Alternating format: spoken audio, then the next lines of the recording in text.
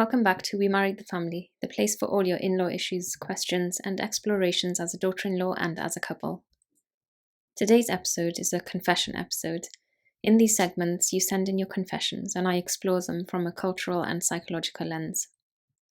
Today's confession of daughter-in-law reads, "Sometimes I allow myself to starve because I don't like being in the presence of my mother-in-law." This is just one of a dozen confessions related to food restrictions that have been sent in. I'll be sharing more through this episode, why it happens, and a little bit about what you can do to help yourself. Eating is a basic human need for survival. We all know that. But for many daughter-in-laws, there's a lot of anxiety around food. Some who are starving themselves to avoid their in-laws. Others who are pretending not to be hungry so they don't have to sit with everyone. Others who are eating in secrecy or hiding. It's crazy to even think that this is a thing that happens in our homes, and my heart goes out to all the women in this situation. You don't have to be a psychologist to know how vital food is for our overall health, our cognitive abilities and vitality, and for grown women to be denying themselves of this basic survival need is so alarming and such a huge concern. These are women who are stopping themselves from having breakfast, who don't feel safe enough to pass by family members to get to the kitchen. Women who are scared and anxious, who skip meals, who'd rather not eat anything than go through the emotional and mental gymnastics of interacting with their in-laws. Some of you might be wondering why it's such a big deal, like just do what you need to do. But those who are living with in-laws will know exactly what's happening. When you feel unsafe, threatened, and fearful, you're not going to walk straight into the place or people who elicit those feelings in you.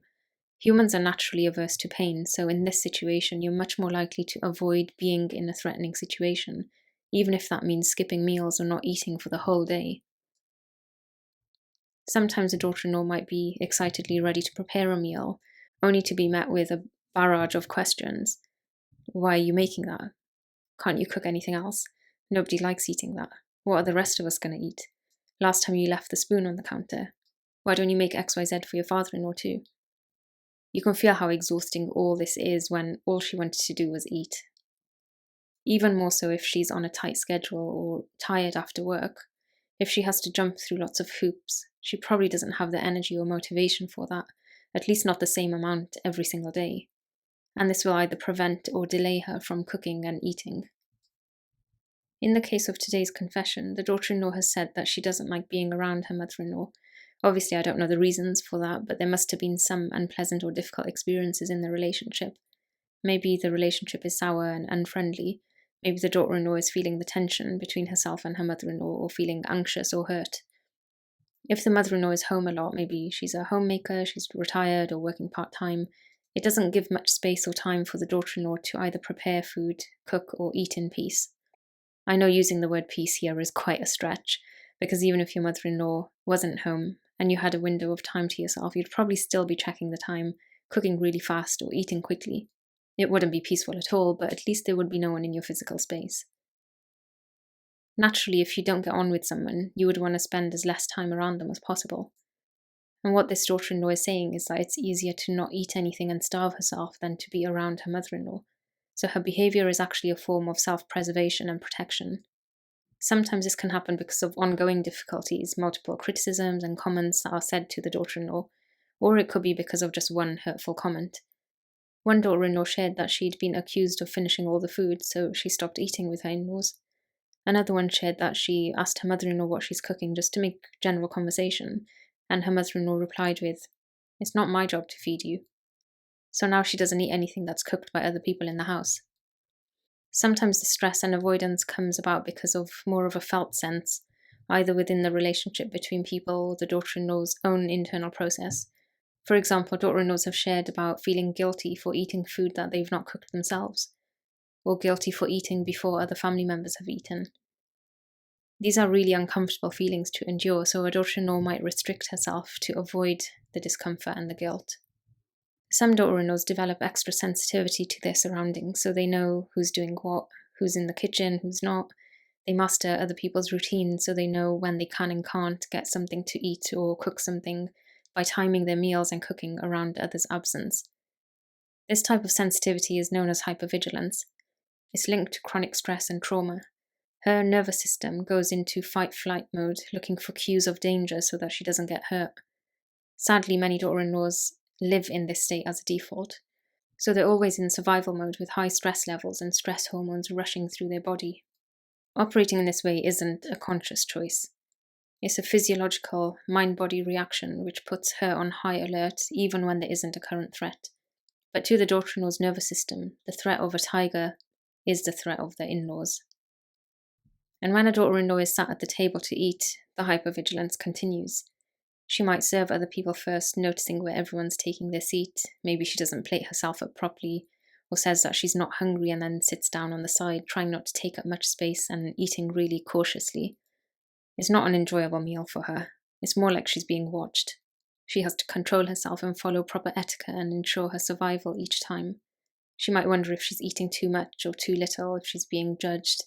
She has to remember to compliment the food and give her thanks so that she doesn't appear ungrateful, or if she's cooked, she's on alert for any criticism that's raised, leaving her feeling unappreciated and used.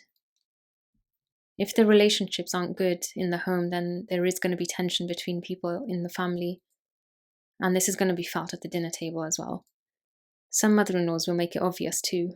One daughter-in-law shared how uncomfortable she feels sitting down to eat any meals with her in-laws, because her mother-in-law will give her disgusted looks. And to quote her experience of this, she said, "Every morsel feels like a mountain that needs to be pushed in." You can't possibly enjoy mealtimes or food when this is your experience. So having said all that, self-imposed food restriction is one way to cope with the tension, anxiety and stress that mealtimes bring. Doing this brings a sense of safety temporarily, thinking that you don't need to face anyone if you wait till the kitchen is empty, or that you won't eat second so you don't look greedy, but it's obviously having a harmful effect on your body. I just want to mention a bit about the gut-brain connection here. It's well researched that there's a big link between your feelings and your digestive system. So if you're stressed, tense, and anxious, you might experience more bloating, symptoms of IBS, nausea, and loss of appetite. It can go further to creating a difficult cycle between yourself and your own body and its hunger cues, where you disconnect from this instinctual part of yourself. Sometimes women need to spend time relearning hunger cues, because they might not realize they're hungry until they feel really faint, lightheaded, or get stomach cramps. It's a very damaging place to be.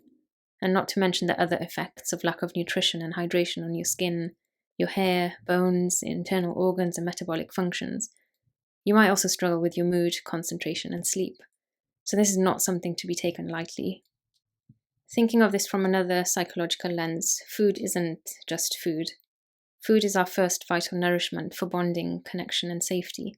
It's how we survive and how we develop relationally.